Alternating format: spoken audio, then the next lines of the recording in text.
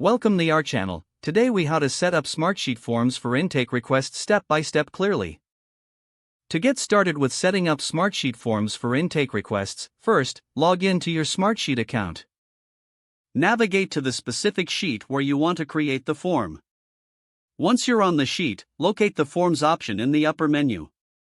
Click on the Forms drop-down and select Create Form. A new form builder window will open. You will see fields generated based on the columns in your sheet. To add a new field, click on the Add Field button. Choose the type of field you want to include, such as text, drop-down, or date. Customize the field label to clearly describe what information is needed. Set the field as required if it is mandatory for form submissions. Continue adding and customizing fields according to the requirements of your intake requests. To rearrange fields, simply drag and drop them to your preferred order. Once your form is set up, you can preview it by clicking the Preview button. Review the form to ensure it meets your needs and is user-friendly. If everything looks good, click on the Save button to finalize your form. Next, you'll want to share this form with your intended audience. Click on the Share Form button to get the link or QR code. You can email the link or embed it on your website for easy access.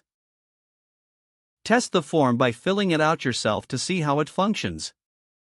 Monitor responses by returning to the sheet and checking the newly created rows.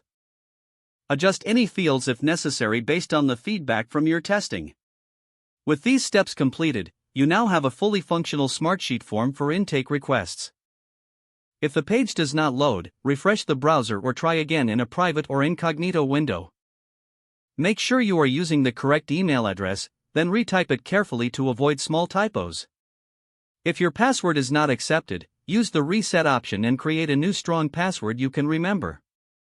Check your spam folder for verification or security emails, then complete any requested confirmation step. Enable two-factor authentication if available to improve account security. After signing in, review your profile details so your contact information and settings are accurate and current. If you see an error message, note it down and try again after restarting your device and internet connection. Don't forget to like this video and subscribe to our channel for more step-by-step tech guides.